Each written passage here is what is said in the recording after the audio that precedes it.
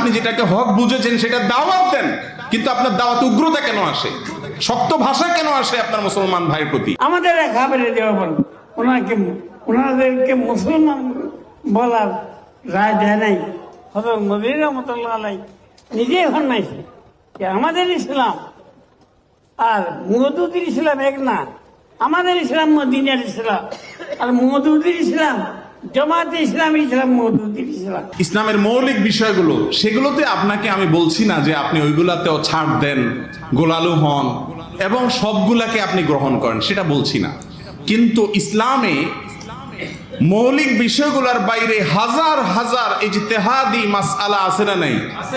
এসব মাসআলার ক্ষেত্রে এইটাই হক, এইটাই চূড়ান্ত, আর বাকি সব গোমরাহ।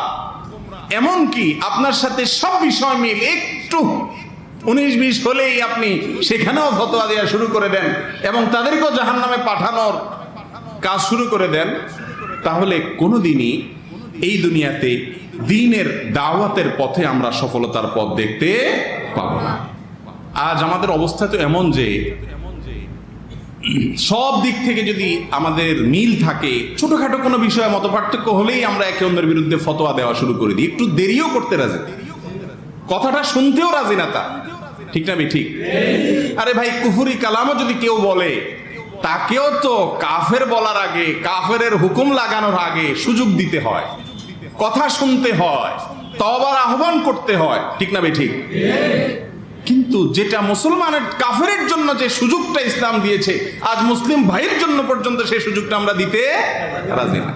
পাইলেই হলো বাস, গোষ্ঠী উদ্ধার করার জন্য নেমে গেছে ফেসবুক ঠিক না ঠিক? শয়তান আমাদের কুকর্মগুলোকে আমাদের সামনে সাজায় দিচ্ছে, এই জন্য আমরা ভাগ হয়ে যাচ্ছি। এক ছাত্র একজন উস্তাদের কাছে দীর্ঘদিন অবস্থান করেছেন। উস্তাদ তাকে কোরআন শিক্ষা দিয়েছেন, হাদিস শিক্ষা দিয়েছেন, প্র্যাকটিক্যাল আমল শিক্ষা দিয়েছেন, তারবিয়া করেছেন, পূর্ণাঙ্গ দিন এর উপরে ওঠার জন্য উস্তাদ তাকে দীর্ঘদিন ধরে নার্সিং করেছেন। তাকে এলেম কালাম শেখানোর পরে পাগড়ি টাগড়ি দিয়ে তার এলাকায় পাঠাবেন। ওই সময় উস্তাদ তাকে বললেন, বাবা, অনেক তালিম তরবিয়ত আমার কাছ থেকে তুমি গ্রহণ করলা, যাও এলাকাতে গিয়ে মানুষকে আল্লাহর পথে আহ্বান করো, দাওয়াতের কাজ করো। তবে তোমাকে বিদায় বেলায় আমি দুটি ওসিয়ত করি বাবা।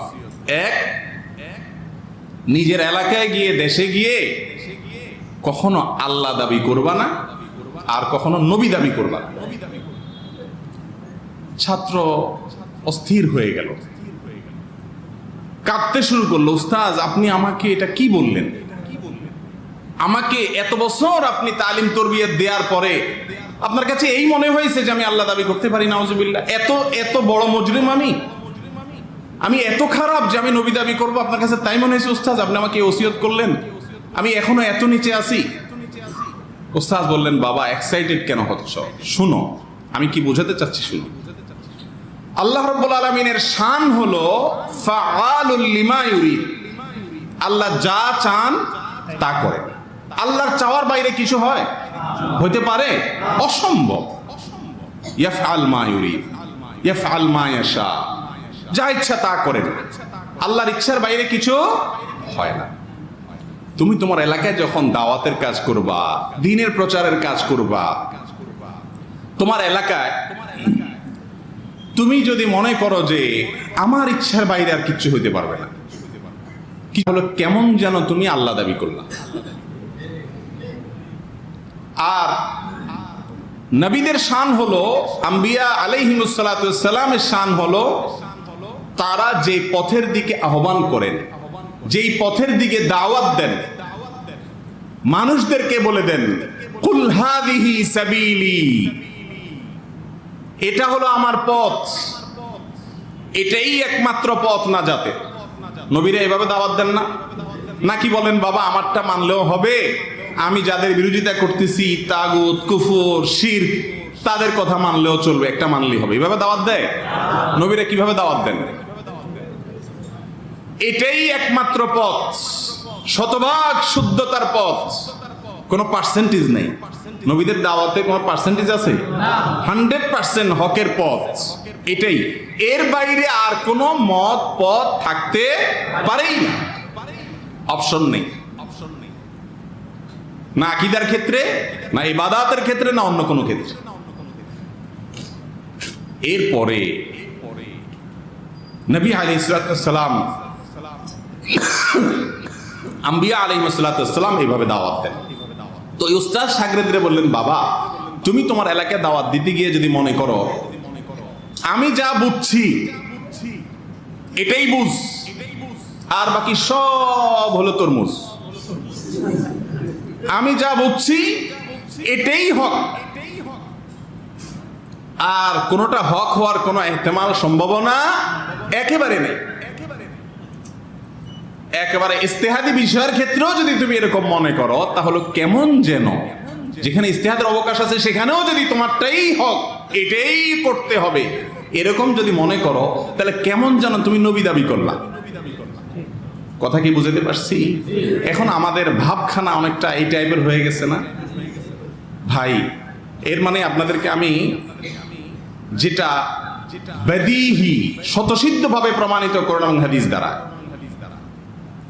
কোরআন এবং হাদিসের বাইরে আমরা যাব না যতক্ষণ পর্যন্ত কোরআন এবং হাদিসের ভেতরে থেকে কারোর ভিন্ন কোনো চিন্তা এবং বুঝ থাকবে, সেটাকে শ্রদ্ধা করার মতো মানসিকতা আমাদের মধ্যে থাকতে হবে। আল্লাহ রাব্বুল আলামিন আমাদেরকে সেই তৌফিক দান করুন। সাহাবা ইকরাম রিদওয়ানুল্লাহি তাআলা আলাইহিম আজমাইন, তারা যেরকম জীবনের সেফটি বেল্ট হিসাবে সুন্নাতকে গ্রহণ করেছেন, আমাদেরকেও সেটা গ্রহণ করতে হবে। প্রিয় ভাইরা আমার, যখন বিভিন্ন রকমের মতপার্থক্য হবে, এটি আগে থেকেই কাঙ্ক্ষিত না অনাকাঙ্ক্ষিত? বিভিন্ন দল মতে ভাগ হবে যে মানুষ, এই জিনিসটা কাঙ্ক্ষিত না অনাকাঙ্ক্ষিত? কাঙ্ক্ষিত। নবী সাল্লাল্লাহু আলাইহি ওয়াসাল্লাম ভবিষ্যদ্বাণী করেছেন না হবে এরকম? অতএব এটা আশ্চর্য হওয়ার কিছু নেই। আশ্চর্য হবেন নিজের প্রতি, যে আমি কতটা সুন্নাতের অনুসরণ করতে পেরেছি। সুন্নাতের অনুসরণ করার ক্ষেত্রে অনেক সময় প্রবৃত্তির পূজা হয়, নফসের পূজা হয়। নফস ঘুরে গাড়ায় সুন্নাতরে আপনার বেদাতকেও সুন্নাত দেখায়, ঠিক না? ঠিক। খেলাফে সুন্নাতকেও সুন্নাত দেখায়। স্পষ্ট নবী সাল্লাল্লাহু আলাইহি ওয়াসাল্লাম থেকে কিছু থাকার পরেও টেনে হিচড়ে আপনার জোড়াতালি দিয়ে নিজের আমল সাবেত করার চেষ্টা আমাদের ভিতরে আছে না নাই বলেন? এই সবগুলো হলো গুমরাহির পথ। আল্লাহ রাব্বুল আলামিন আমাদের সবাইকে হকের উপর রাখুন। মুমিন ফখর করবে না, অহংকার করবে না, সে সব সময় ভয়ে থাকবে। সব সময় কি থাকবে? ভয়ে থাকবে। ওয়াল্লাযীনা ইউতুনা মা আতাও ওয়া কুলুবুহুম ওয়াজিলা। ইমানদারের কাজ হলো যত ভালো কাজই করুক, তার অন্তরের মধ্যে কি থাকবে? ভয় থাকবে। আজকাল আমাদের অন্তরে কোনো ভয়টা হয় না। আরে আমি তো একেবারে জান্নাতের মেইন রুটের একেবারে মাঝখানে আছি, 120 মাইল স্পিডে যাচ্ছি, একেবারে সোজা, এটা নাক বরাবর জান্নাত, এরকম একটা ভাবনা আমাদের। আর ডানে বামে যা আছে এগুলো সব হোতামা, এক একটা এক এক জাহান্নামে যাবে, আর আমি একেবারে ফিরদাউসে একেবারে নাক বরাবর আছি। এই না আমাদের ভাবচক্কর।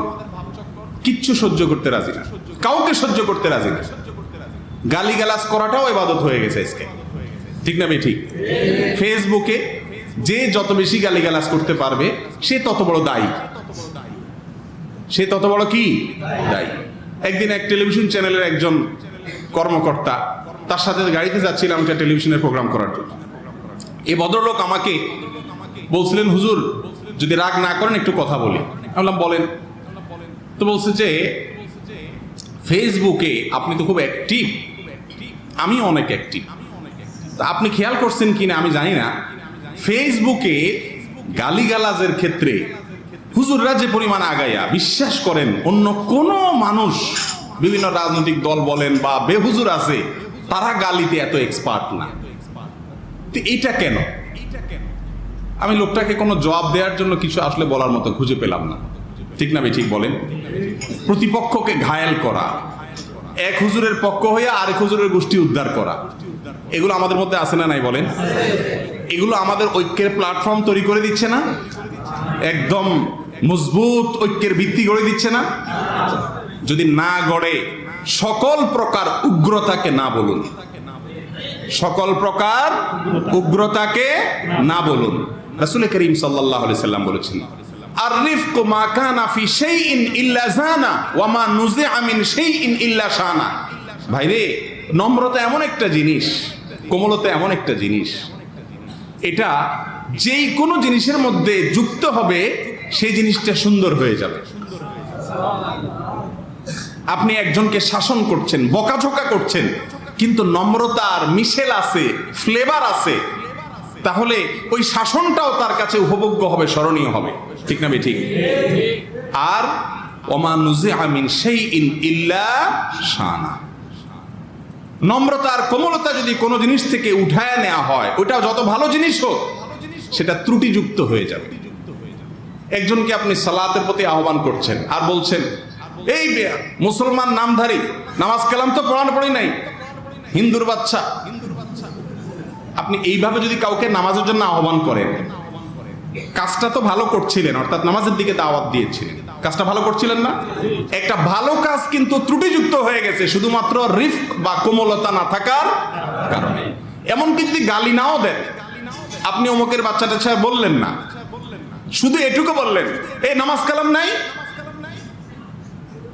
এই কথাটা বলার কারণে দাওয়াতটা কি সুন্দর হলো না অসুন্দর হলো? এই নম্রতা না থাকার কারণে ওই লোক আপনার দাওয়াতে চিরস্মরণীয় হয়ে থাকবে, তার না? বলবে, আহ, আমি একদিন দাঁড়াইছিলাম, হুজুর বেঁচে থাকতে আমাকে বলছিল, এই বেটা নামাজ নাই তোর, খুব স্মরণ করে আপনার জন্য, হুজুরের জন্য খুব দোয়া করবে না? ভাইরা আমার, সবাই আমরা বুঝি, কিন্তু আমরা কেন জানি উগ্র হয়ে যাই। আপনি যেটাকে হক বুঝেছেন সেটা দাওয়াত দেন, কিন্তু আপনার দাওয়াতে উগ্রতা কেন আসে, শক্ত ভাষা কেন আসে আপনার মুসলমান ভাইয়ের প্রতি? আমাদের প্রিয় নবী সাল্লাল্লাহু আলাইহি সাল্লাম কেমন ছিলেন? সিরাতুন নবী পড়েন, রাহিকুল মাকতুম খোলেন, আগাগোড়া পড়ে শেষ করেন, কিভাবে তার মুআমালাত ছিল, কিভাবে তার সংশোধন করার পদ্ধতি ছিল, কিভাবে তিনি সাহাবা ইকরাম রিদওয়ানুল্লাহি তাআলা আজমাইনের ইসলাহ করেছেন, সংশোধন করেছেন। এগুলো যদি অক্ষরে অক্ষরে পড়েন, দেখবেন তিনি কিভাবে করেছেন। কখনো কর্কশ ভাষায় কাউকে কোনো কথা বলেছেন? অথচ আমাদের ভাষা থেকে এখন দুর্গন্ধ ছড়ায়, আমাদের ফেসবুকের কমেন্ট থেকে এখন দুর্গন্ধ ছড়ায়, পোস্ট থেকে দুর্গন্ধ ছড়ায়। এটা কি নবী সাল্লাল্লাহু আলাইহি সাল্লামের শিক্ষা? আল্লাহ রাব্বুল আলামিন আমাদেরকে তার শিক্ষাকে ধারণ করার তৌফিক নসিব করুন। সাহাবা ইকরাম রিদওয়ানুল্লাহি তাআলা আলাইহিম আজমাইন, তারা যতটা বিপদের মুখোমুখি, আজ আমরা কোন কোন দিক থেকে তার চাইতে আরো বহুবিধ বিপদের মুখোমুখি, বহুবিধ ফিতনার মুখোমুখি। কত দল, কত মত বের হয়েছে। কাদিয়ানীদের বই পুস্তক পড়লে, তাদের আলোচনা শুনলে, কত শত মানুষ, কত শত মুসলমান ইসলাম সম্পর্কে যথেষ্ট আগ্রহ আছে, পড়াশোনা আছে, গুমরাহ হয়ে যাচ্ছে। যাচ্ছে কি যাচ্ছে না? হিজবুত তাওহীদের খপ্পরে পড়ছে। QRF, কোরআন রিসার্চ ফাউন্ডেশন, চমৎকার চমৎকার নাম দিয়ে মুনকিরিনে হাদিস, নবীর হাদিসকে অস্বীকারী ইহুদিদের চক্রদের ফাঁদে পা দিচ্ছে। সাধারণ মানুষ তো দূরের কথা, নামি দামি আলেম, বক্তা, লেকচারার, তারা পর্যন্ত ফাঁদে পা দিচ্ছে। ঠিক না ভাই? ঠিক। প্রিয় ভাইরা আমার, এজন্য সুন্নাহকে অন্ধভাবে অনুসরণ করার মধ্যেই একমাত্র মুক্তি নিহিত আছে। আল্লাহ রাব্বুল আলামিন আপনাকে, আমাকে, আমাদের সবাইকে সুন্নাতে রাসূল সাল্লাল্লাহু আলাইহি সাল্লামকে অন্ধভাবে অনুসরণ করার তৌফিক নসিব করুন। সারা বিশ্বের সমস্ত ঈমানদার মুসলিমদের মনের ব্যথা, বাংলা ভাষাভাষী মুসলমানদের ব্যথা আরো বেশি, যে কেন আমরা বহুধা বিভক্ত, কেন আমরা এত টুকরা, আমরা কেন ঐক্যবদ্ধ হতে পারছি না। আমরা সবাই জানি যে যদি আমরা ঐক্যবদ্ধ থাকতে পারি, যদি আমরা মিলেমিশে কাজ করতে পারি, যদি আমরা পারস্পরিক বিসুদ্গার ছেড়ে দিতে পারি, যদি আমরা অন্যের সংশোধন এর ক্ষেত্রে রাসূল করিম সাল্লাল্লাহু আলাইহি ওয়াসাল্লামের ইসলাহের যে নীতি, তার যে সুন্নাহ অন্যকে সংশোধন করার ক্ষেত্রে, সেটাকে যদি আমরা অনুসরণ করতে পারতাম কত না ভালো হতো। এই আক্ষেপ সবার মধ্যে আছে না নাই বলেন? চতুর্দিকে শুধু ভাঙন আর ভাঙন, ভাঙার পরে ভাঙা, ভাঙার পরে আবারও ভাঙা, যেদিকে যাবেন সেদিকে টুকরা টুকরা, বিভক্ত হতে হতে আমরা কোনো থামাথামির আলামত নাই। ডক্টর খন্দকার আব্দুল্লাহ জাহাঙ্গীর রহিমাহুল্লাহ তিনি মানুষকে কোরআন এবং সুন্নাহর দিকে দাওয়াত দিয়েছেন, কোন দল বা কোন ব্যানারের দিকে দাওয়াত দেন নাই। দিয়েছেন? কোন ইজম, কোন নামধারী কোন মতবাদের দিকে স্যার রহিমাহুল্লাহর আহ্বান ছিল না। কোন মতবাদকে প্রতিষ্ঠিত করা, কোনটাকে নামানো, কোনটাকে উঠানো, এর কোনটাই স্যার রহিমাহুল্লাহর এজেন্ডাতে ছিল না। স্যার শুধু ফেরি করে বেড়াতেন কিতাবুল্লাহ এবং সুন্নতে রাসূলুল্লাহ সাল্লাল্লাহু আলাইহি ওয়াসাল্লামে। একটা সময় আমরা মনে করতাম যে কোনো একটা দলের, কোনো একটা গ্রুপের, কোনো একটা বলয়ের না হলে তার কেউ থাকে না এ দেশে। একা একা থাকলে সে মরলেও মনে হয় কাদার কোনো লোক থাকবে না। এই না একটা অবস্থা আমাদের মধ্যে। নারায়ে তাকবীর দেওয়ারও লোক পাওয়া যায় না, ব্যানার ধরার লোক পাওয়া যায় না, মিছিল করার লোক পাওয়া যায় না, মারহাবা দেওয়ার লোক পাওয়া যায় না, মরার পরে চেরাগার বাতি দেওয়ার লোক খুঁজে পাওয়া যায় না। শুধুমাত্র রাসূল করিম সাল্লাল্লাহু আলাইহি ওয়াসাল্লামের সুন্নাতের প্রচার, প্রসার, প্রতিষ্ঠা, এটার পেছনে গোটা জীবনকে নিবেদন করে দিয়ে সবার অন্তরের ভালোবাসা অর্জন করা যায়। এর সবচেয়ে বড় উদাহরণ আজকের যুগে ডক্টর খন্দকার আব্দুল্লাহ জাহাঙ্গীর রাহিমাহুল্লাহ। আল্লাহ রাব্বুল আলামিন আমাদেরকে স্যার রাহিমাহুল্লাহর দাওয়াতের যে মানহাজ ছিল, যে পদ্ধতি ছিল, স্যার রাহিমাহুল্লাহর যে সুন্নাহর প্রচার এবং প্রসারের ক্ষেত্রে যে আপোষহীন নীতি ছিল, আল্লাহ রাব্বুল আলামিন আমাদেরকে সবাইকে সেই নীতিকে অবলম্বন করার তৌফিক দান করুন। ডক্টর খন্দকার আব্দুল্লাহ জাহাঙ্গীর রহিমাহুল্লাহর এই গড়ে তোলা বাগান, তার এই সুন্নাতের কানন গোটা বাংলাদেশের মানুষের জন্য প্রেরণার এক বাতিঘর।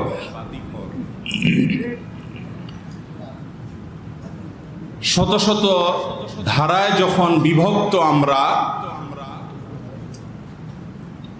শুধুমাত্র সুন্নাতে রাসূল সাল্লাল্লাহু আলাইহি ওয়াসাল্লামের ফেরি করে ডক্টর খন্দকার আব্দুল্লাহ জাহাঙ্গীর রহিমাহুল্লাহ মানুষকে ঐক্যের পথ এবং পদ্ধতি বাতলে গেছেন।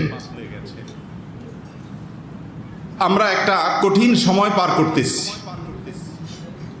কিয়ামতের যত নিকটবর্তী হচ্ছি, ফিতনার পরিমাণ তত কমছে না বাড়ছে? আমাদের পাশ থেকে, আমাদের পায়ের নিচ থেকে মাটি আস্তে আস্তে সরে যাচ্ছে, কোনো সন্দেহ আছে? আমাদের পূর্ববর্তী প্রজন্ম, যদি বলি স্যার রাহিমাহুল্লাহদের প্রজন্ম, তারা যত ফিতনার মোকাবেলা করেছেন, আজ তার চাইতে ফিতনা কম না বেশি? এই ফিতনা কমার কোনো সম্ভাবনা আপাতত দেখাও যাচ্ছে। কিয়ামত যত আসবে, প্রিয় ভাইরা আমার, প্রিয় নবী সাল্লাল্লাহু আলাইহি ওয়াসাল্লাম সতর্ক করে গেছেন, তত বেশি ফিতনা নাজিল হবে। কোন কোন হাদিসে আসছে ফিতনা নাজিল যে হবে, সেটা হবে বৃষ্টির ফোঁটার মতো, অনবরত। কাকেতে আল-লাইলিল মুজলিম, অন্ধকার রাতের মতো, ঘুটঘুটে অন্ধকার রাতে যেরকম কোন দিকে পথ খুঁজে পাওয়া যাবে না, কিয়ামতের আগে এমন একটা সময় আসবে যখন হক কোন দিকে এটা মানুষ হাতড়াতে থাকবে কিন্তু খুঁজে পাবে না। প্রিয় ভাইরা আমার, সেই করুণ পরিণতির দিকে আমরা চলে যাচ্ছি। এই অবস্থায় সুন্নাতে রাসূল সাল্লাল্লাহু আলাইহি ওয়াসাল্লামকে যে যত বেশি আঁকড়ে ধরতে পারবে, আল্লাহ রাব্বুল আলামিন তাকে ফিতনার সময় তত বেশি হেদায়েতের উপর রাখবেন। আমাদের প্রিয় নবী সাল্লাল্লাহু আলাইহি ওয়াসাল্লাম জীবনের শেষ মুহূর্তে এসে আমাদের ওসিয়ত করেছেন, আমার পরে তোমরা দেখবে মানুষ নানা মতে নানা পথে দিগ্ভ্রান্ত হয়ে যাবে, কোন দিকে যাবে না যাবে। ফালাইকুম বিসুন্নতি, তখন তোমাদের জন্য আবশ্যক হলো আমার সুন্নতকে মজবুত করে আঁকড়ে ধরবে। কোন কোন বর্ণনার ভাষ্য হলো মাড়ির দাঁত দিয়ে কামড়ে ধরবে। এটা হলো লাইফ জ্যাকেটের মতো, এটা হলো সেফটি বেল্টের মতো। প্রিয় নবী সাল্লাল্লাহু আলাইহি সাল্লামের সুন্নাহকে যে যত বেশি খুঁটে খুঁটে আমল করবে, সুন্নাহর সাথে যার যত বেশি মিল হবে, যে আলেমের কথার সাথে সুন্নাহর যত মিল পাওয়া যাবে, যার মাসআলা হবে সুন্নাহ ভিত্তিক, হাদিস ভিত্তিক, যার আলোচনা হবে কোরআন ভিত্তিক, সুন্নাহ ভিত্তিক, শুধুমাত্র কোরআন এবং সুন্নাহ কুটে কুটে, যেই বইতে কোরআন এবং সুন্নাহর রেফারেন্স থাকবে লাইনে লাইনে, পাতায় পাতায়, পরতে পরতে, সেটাকে গ্রহণ করবে। সুন্নাহকে দেখে দেখে খুঁটে খুঁটে যে যতটা আঁকড়ে ধরবে, আল্লাহ রাব্বুল আলামিন তাকে তত বেশি মুক্তি নসিব করবেন ফিতনা থেকে। প্রিয় ভাইয়েরা আমার, ঝড় যখন শুরু হয়, প্রচন্ড ঝড়ের মধ্যে মানুষ যদি দিকবিদিক হারিয়ে অস্থিরের মতো ছুটাছুটি করতে থাকে, ঝড়ের তোড়ে তাকে উড়িয়ে নিয়ে একবার এক এক দিকে নিয়ে যায়, তার গন্তব্যে সে যেতে না পারে, তখন সে কোনো শক্ত লাঠি অথবা শক্ত কোনো গাছ ইত্যাদিকে আঁকড়ে ধরে। কেউ যদি সমুদ্রে নৌকা ডুবির মুখোমুখি হয়, সে লাইফ জ্যাকেটটাকে গায়ের সাথে টাইট করে ধরে রাখে যেন না ছুটে। যে যত বেশি সময় ধরে রাখতে পারে, যে যত শক্তভাবে ধরে রাখতে পারে, সে ঝড়ের বিপদ থেকে, ঝড়ের ক্ষতি থেকে তত বেশি মুক্তি নসিব করে, তার নসিব হয় তার। ঠিক একইভাবে প্রিয় নবী সাল্লাল্লাহু আলাইহি সাল্লামের সুন্নাহ, এটাকে আমরা এই ফিতনার যুগে চতুর্দিকে যখন ফিতনার ঘনঘটা দেখছি, যত বেশি আঁকড়ে ধরবো, তত বেশি ইনশাআল্লাহ ফিতনার বাতাস, ফিতনার ঝড়, ফিতনার তুফান, এটা থেকে আল্লাহ তাআলা আমাদেরকে হেফাজত করবেন ইনশাআল্লাহ। প্রিয় ভাইরা আমার, সাহাবী আব্দুল্লাহ ইবনে মাসউদ রাদিয়াল্লাহু তাআলা আনহু একবার নবী আলাইহিস সালাম খুতবা দিচ্ছিলেন, কিছু লোক এলোমেলো হয়ে দাঁড়িয়েছিল। মুনাফিকরা থাকে, বেদুইনরা থাকে, অনেক সময় বুঝে না। তখন নবী আলাইহিস সালাম তাদেরকে লক্ষ্য করে বলেছিলেন, তোমরা বসে পড়ো, খুতবা শ্রবণ করার জন্য বসে পড়ো। সাহাবী আব্দুল্লাহ ইবনে মাসউদ রাদিয়াল্লাহু তাআলা আনহু আসছিলেন খুতবা শ্রবণ করার জন্য, বাহির থেকে ঢুকছিলেন। মসজিদে ওঠার জন্য সিঁড়ি বা এরকম কোন জায়গায় যখন পৌঁছলেন, তখনই নবীজির ওই নির্দেশটা তার কানে গিয়ে পৌঁছেছে, বসে পড়ো। এটা শোনার সঙ্গে সঙ্গে আব্দুল্লাহ ইবনে মাসউদ রাদিয়াল্লাহু তাআলা আনহু ওই জায়গায়, ওইটা বসার কোনো জায়গা না, বেখাপ্পা জায়গা, সিঁড়ি বা এরকম কিছু, সেখানে ওই অবস্থায় ধপাস করে বসে পড়েছেন। প্রিয় নবী সাল্লাল্লাহু আলাইহি সাল্লাম দৃশ্যটা দেখতে পেলেন, দেখে বললেন, হে অমুকের বাপ, আপনাকে তো বলিনি, আপনি উঠেন, আসেন, ভেতর পর্যন্ত এসে তারপরে বসেন। আপনাদের কি মনে হয় যে আব্দুল্লাহ ইবনে মাসউদ রাদিয়াল্লাহু তাআলা আনহু এই কথাটা বুঝেন নাই নবীজি কি বোঝাতে চেয়েছেন? এই সহজ কথাটা যে ভেতরে যারা এলোমেলো আছে তাদেরকে বলেছেন, তিনি তো আসছেন বাহির থেকে, তিনি তো আর দাঁড়িয়ে থাকেননি, তাইলে নির্দেশটা তো তার প্রতি ছিল না, এটা তো একটা ছোট বাচ্চা মানুষও বুঝে। কিন্তু নবী আলাইহিস সালাতু ওয়াস সালামের নির্দেশ কানে আসার সঙ্গে সঙ্গে আর ডান আর বাম বিবেচনা করার, চিন্তা করার কোনো ফুরসত সাহাবীদের ছিল না। ভাইরা আমার, আব্দুল্লাহ ইবনে মাসউদ রাদিয়াল্লাহু তাআলা আনহু শুধু একা নন, যত সাহাবা ইকরাম দেখবেন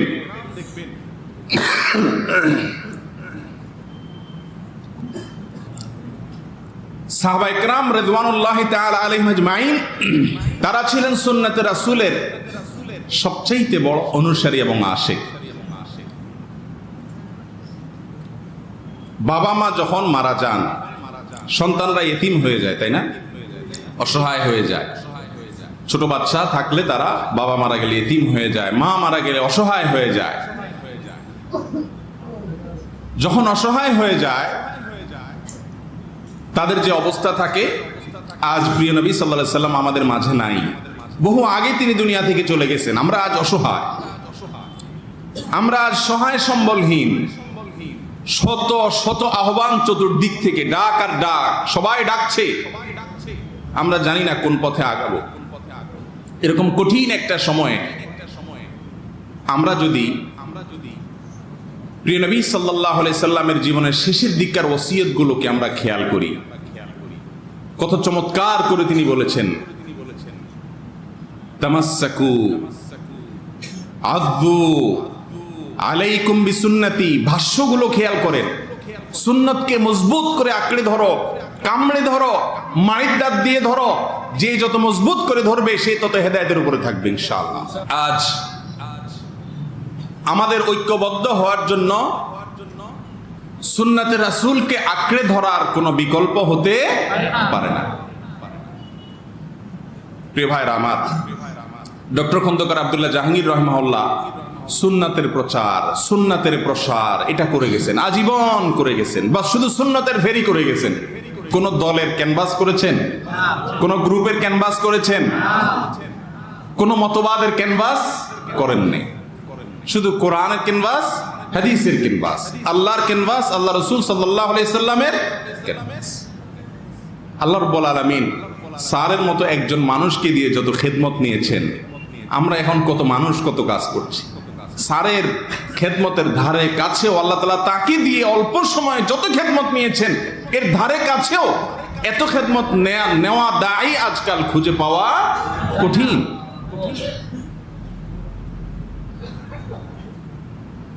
আমরা তো যে বলেছিলাম, অনেকে মনে করি যে কোনো দল না থাকলে, কোনো ব্যানার না থাকলে, একটা পরিচয় না থাকলে লাঠি ধরার লোক কে থাকবে? স্যারের জন্য কাদার মানুষের অভাব হয়েছে, বরং যত মানুষ স্যার রাহিমাহুল্লাহর জন্য কেঁদেছেন,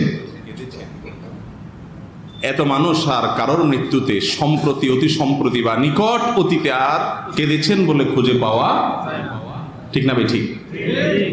তাহলে বোঝা গেল, সুন্নাতকে যদি আপনার জীবনের আদর্শ হিসেবে গড়ে তোলেন, আপনার জীবনে যদি সুন্নাতকে আপনি অবিচ্ছেদ্যভাবে ধরে রাখতে পারেন, কিয়ামত যত কাছাচ্ছে ঝড়ের পরিমাণ, বেগ তত বাড়ছে। আর ঝড়ের বেগ যত বাড়বে, লাইফ জ্যাকেট তত শক্তভাবে আঁকড়ে ধরতে হবে। নাকের ডগা নিঃশ্বাস যতক্ষণ থাকবে ততক্ষণ সুন্নাহ সুন্নাহ সুন্নাহ, আর কিছু বুঝি না। নবী আলাইহিস সালাম কি করেছেন? ইখতিলাফ হয়েছে। নবী সাল্লাল্লাহু আলাইহি সাল্লামের কথার দিকে আকরাব কার কথা, তার কথার নিকটবর্তী কোনটা, আমি সেটার সাথে আছি। এভাবে যদি খুঁটে খুঁটে চলা যায়, ইনশাআল্লাহ ফিতনার এই যুগেও আল্লাহ রাব্বুল আলামিন আমাদেরকে হেদায়েতের উপরে রাখবেন। আজ কিছু লোক বের হয়েছে যারা নিজেদেরকে আহলে কোরআন তো বলে না, কোরআন রিসার্চ ফাউন্ডেশন নাম দিয়ে তারা নিজেদেরকে এর অনুসারী দাবি করে, এবং তারা কোরআনের দিকে মানুষকে আহ্বান করে।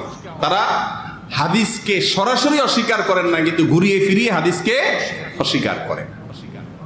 কি বলেন, নাজাতের কোন পথ এটা? প্রিয় নবী সাল্লাল্লাহু আলাইহি সাল্লামের হাদিস ছাড়া আল্লাহর কোরআন যদি বুঝা যেত, তো আল্লাহ তাআলা তো জিবরিলকে দিয়ে কোরআন পাঠিয়ে দিতে পারতেন। ঠিক না ভাই? ঠিক। মক্কার মুশরিকরা তো সেটাই চেয়েছিল, কিন্তু তিনি আল্লাহর পক্ষ থেকে মডেল হিসাবে এসেছেন। কোরআনের থিওরিকে আল্লাহ রাব্বুল আলামিন তার নবীর মাধ্যমে প্র্যাকটিক্যাল দেখিয়ে দিয়েছেন। শুধুমাত্র থিওরি দিয়ে কোনোদিন কোনো মানুষ পূর্ণাঙ্গ দ্বীনের উপরে চলতে পারবে না, অসম্ভব। অবশ্যই থিওরির পাশাপাশি কি লাগবে? প্র্যাকটিক্যালের প্রয়োজন হবে। প্রিয় ভাইরা আমার, এই ফিতনা মাথা ছাড়া দিয়ে উঠছে, আর ফিতনাগুলো এমন ভাবে মাথা ছাড়া দেয়, এগুলো ধরা কঠিন। এই জন্য সকল ভেদাভেদ ভুলে গিয়ে শুধুমাত্র সুন্নাতে রাসূলের ভিত্তিতে আমরা একে অন্যকে ভালোবাসবো, একে অন্যের নিকটবর্তী হব। সুন্নাত এখন আমরা ইবাদতের ক্ষেত্রে আলহামদুলিল্লাহ অনেকে তালাশ করি, মাশাআল্লাহ। আকীদার ক্ষেত্রে সুন্নাত তালাশ করি, ইবাদতের ক্ষেত্রে সুন্নাহ তালাশ করি, কিন্তু পারস্পরিক লেনদেন, আচার আচরণ, সমাজের দাওয়াতের কাজ, অন্য সব সেক্টরে সুন্নাহর অনুসরণ আমরা করি না। জীবনের প্রত্যেকটা ক্ষেত্রে যদি সুন্নাতের অনুসরণ না হয়, তাহলে কোনোদিনই দাওয়াতে আমরা অগ্রসর হতে পারবো না। দ্বীনের নামে আমরা এত টুকরা টুকরা হয়েছি যে আমাদের দাওয়াত হয় ওই টুকরার দিকে, দাওয়াত আমাদের কোরআন এবং সুন্নাহর দিকে হয় না। কেউ যদি কোনো একটা টুকরায় না যায়, তো তাকে ধরে আবার টানাটানিও শুরু হয়ে যায়, ঠিক না ভাই? ঠিক। কোনো একটা গ্রুপে আসতে হবে। চন্দু, তুমি একা একা কেন থাকবা? আসো, হয় আমার নয় তার, একটা গ্রুপে ঢুকো, কারোর না কারোর ক্যানভাস করো। এরকম একটা অসহিষ্ণু পরিবেশ আমাদের মধ্যে আছে না নাই? কোরআন আর হাদিসের কথা বললে হবে না, গ্রুপে আসতে হবে, ঠিক না ভাই? ঠিক। গ্রুপে না আসলে হবে না। অথচ এই গ্রুপগুলো আমাদেরকে ওয়ালা এবং বারা লিল্লাহি ওয়া লিরাসূলিহি হওয়ার কথা, সেটা হচ্ছে লিল গ্রুপ। আল্লাহর জন্য ভালোবাসা, আল্লাহর জন্য বিদ্বেষ না হয়ে এখন দলের জন্য, গ্রুপের জন্য ভালোবাসা আর বিদ্বেষ হয়, ঠিক না ভাই? ঠিক।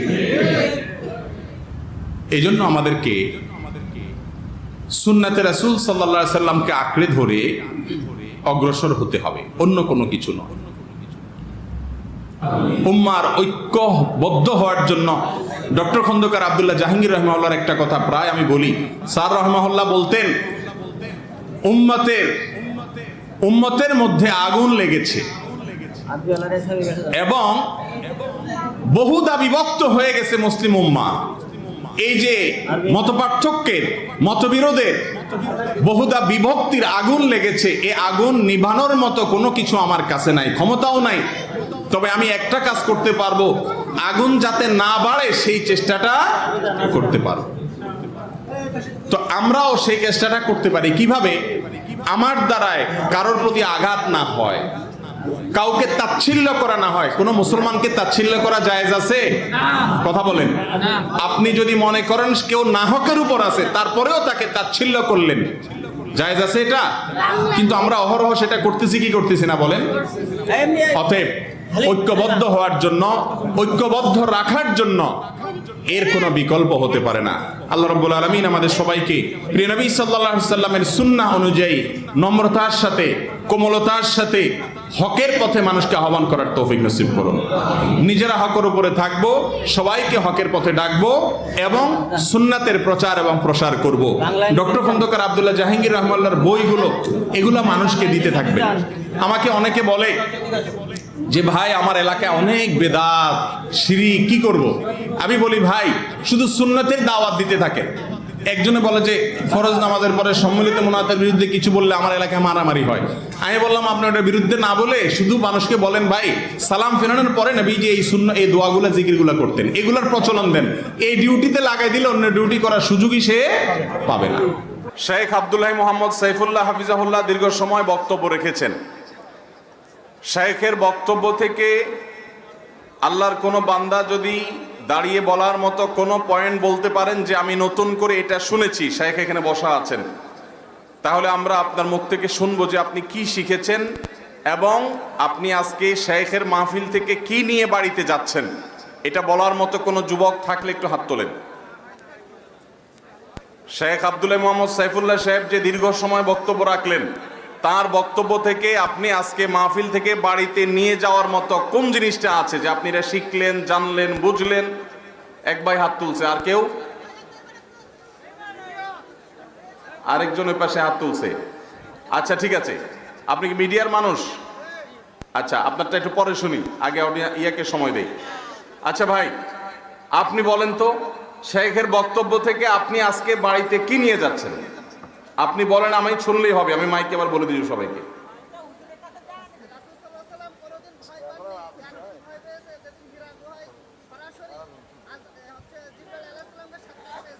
জি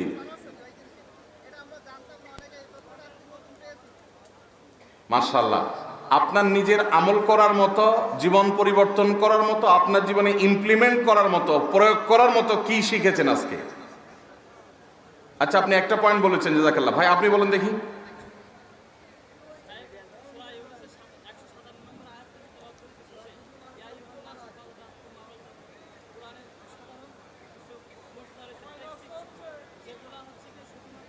আমরা বলে দিচ্ছি, ওনার কথাটা আমি মাইকে বলে দিব, আপনারা সবর করেন। হ্যাঁ,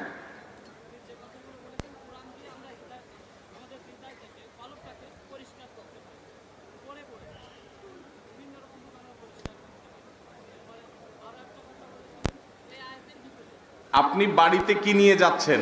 নতুন কোন তথ্য, আমলের প্রতিজ্ঞা, বদামল ছাড়ার প্রতিজ্ঞা, এরকম কি নিয়ে যাচ্ছেন বলার মতো? কোরআন শেফা, এটা নিয়ে যাচ্ছেন।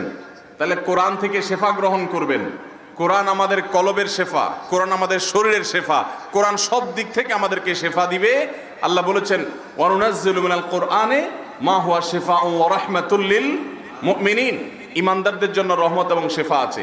ভাই বলেছেন শেখের আলোচনা থেকে তিনি অনেক কিছু নিয়ে যাচ্ছেন, তার মধ্যে থেকে একটা হলো কোরআনে কারীমকে আল্লাহ রাব্বুল আলামিন শেফা করে পাঠিয়েছেন। এই কোরআন থেকে আমরা আরোগ্য লাভ করব। অসুস্থ হলে কোরআন থেকে আমরা শেফা গ্রহণ করব। আমরা অসুস্থ হলে, অসুখ বিসুখ হলে আমরা ডাক্তারের কাছে যাব, হাসপাতালে যাব এবং মেডিকেল চেক আপ ইত্যাদি করাবো, মেডিসিন নেব, সবই ঠিক আছে।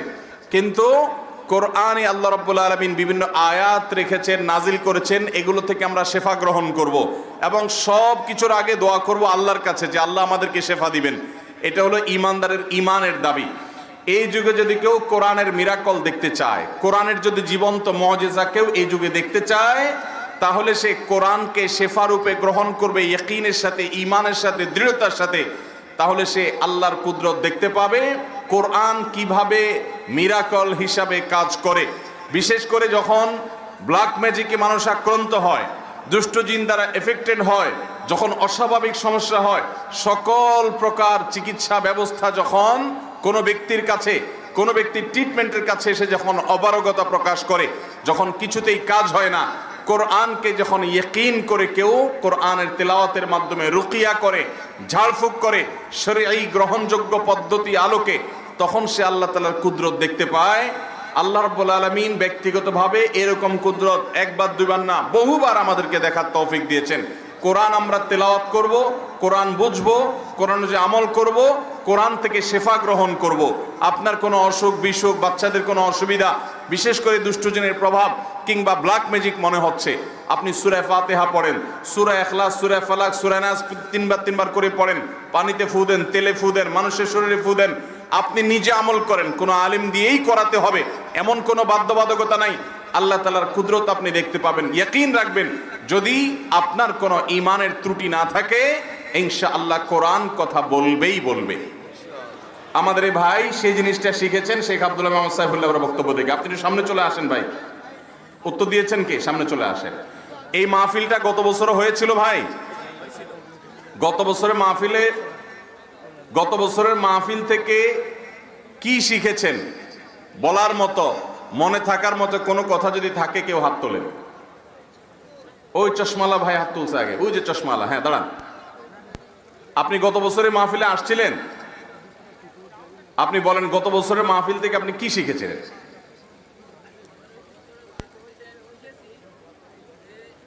ওনাকে আসতে দেন, এই ভাইকে আসতে দেন। হ্যাঁ বলেন।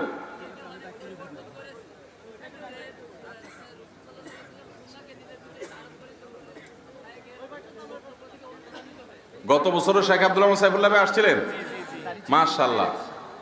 হ্যাঁ, আপনার গত বছর দাড়ি ছিল না, কাটা ছাটা ছিল, অনেক বদভ্যাস ছাড়ছেন। থাক, সব পাবলিকের সামনে বলার দরকার নেই, হয়েছে থাক, আপনি আর খুলে বলার দরকার নেই, আমরা বুঝে নিচ্ছি আলহামদুলিল্লাহ। আপনি চলে আসেন সামনে, মাশাআল্লাহ।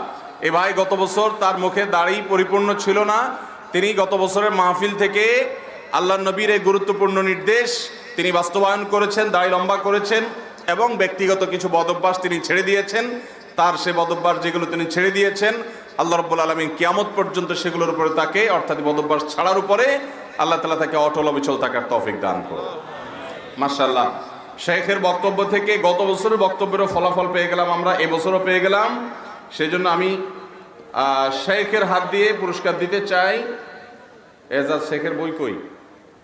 আব্দুল্লাহ সাইফুল্লাহ ভাইয়ের বই কই? এজাজ কিরে বেটা, হ্যাঁ আপনি গত বছর মাহফিল ছিলেন? হ্যাঁ গত বছর মাহফিলে আচ্ছা, তুমি ছোট মানুষ দেখা যায়, বলো দেখি কি শিখলা? বছর মাহফিল থেকে এটা শিখছি যে আপনার আমাদের জীবনে সামাজিক ব্যবস্থা, রাজনৈতিক ব্যবস্থা, ইসলামিক আমাদের জীবনে যে কোনো ব্যবস্থা আছে না কেন, পারিবারিক ব্যবস্থা যেটা আছে, আমরা সব কিছু কোরআন দিয়ে মেনটেন করে এটা আমরা আমাদের জীবনে এটা বাস্তবায়ন করতে পারবো, এটাই শিখছি। আর কোরআনে যে যেটাই বলুক না কেন সব কিছু কোরআনে আছে। আর মনে করেন বিভিন্ন বক্তারা বিভিন্নভাবে কথা বলে। ঠিক আছে, তোমার কথা বোঝা গেছে। সে গত বছরের মাহফিল থেকে শিখছে যে আমাদের জীবনে, ব্যক্তিগত জীবন, আমাদের আর্থিক জীবন, আমাদের ব্যবসায়িক জীবন, জীবনের প্রতিটা স্তরে আমরা কোরআন থেকে গাইড গ্রহণ করতে পারবো। কোরআন আমাদেরকে গাইড করে নাই এমন কোনো ইস্যু নাই আমাদের জীবনে। আমরা চাইলে আমাদের পুরো জীবনের সব ক্ষেত্রেই কোরআন থেকে আমরা পথনির্দেশ গ্রহণ করতে পারি। কোরআনে সব কিছুই আছে, শুধু পড়তে হবে, জানতে হবে এবং কোরআন থেকে সে গাইডেন্স গ্রহণ করতে হবে। এই জিনিসটা সে শিখেছে। আসো, তোমাকেও পুরস্কার দিয়ে দিই, চলে আসো। মাশাআল্লাহ, জাযাকুমুল্লাহ খাইর। সাইফুল্লাহ ভাই, আপনি একটু পুরস্কার দিয়ে দেন। আপনার বই যেহেতু নাই, এদের তিনজনের আমার তিনটা বই, রাসূলুল্লাহ সাল্লাল্লাহু আলাইহি ওয়াসাল্লামের সকাল সন্ধ্যার দোয়া ও জিকির, এই বইগুলো। এ ভাই, আপনাদের পরিচয় দেন। চশমালা ভাই, আপনি কি করেন? আমি ছোটখাটো একটা ব্যবসা করি, মানে কম্পিউটারে ওয়াজ নসিহত। আচ্ছা, আপনি ব্যবসা করেন। আপনি কি করেন? দারুন রাজা সিদ্দিক। আগে জানলে তো পুরস্কার দিতাম না, কারণ মাদ্রাসার ছাত্র তো দেবো না আমি, কারণ মাদ্রাসার ছাত্ররা তো জানবেই। ও, ওয়াজ মনে রাখছে, ঠিক আছে, তাহলে আপনি উপযুক্ত। মাশাআল্লাহ। আচ্ছা, বলবো ইনশাআল্লাহ। দেন ভাই, শেখদেরকে, ভাইদেরকে পুরস্কার দিয়ে দেন। জাযাকুমুল্লাহ খাইর। তুমি কি করো ভাই? আমি ক্লাস নিউটন। নিউটনে পড়ো। বাড়ি কোথায়? আমাদের বাসা এই কেশবপুর থানা। মাশাআল্লাহ, মাশাআল্লাহ। কেশবপুর থেকে আসছো? মাশাআল্লাহ, হাদিয়া দিয়ে দেন। জাযাকুমুল্লাহ খাইর, বারাকাল্লাহু ফিকুম।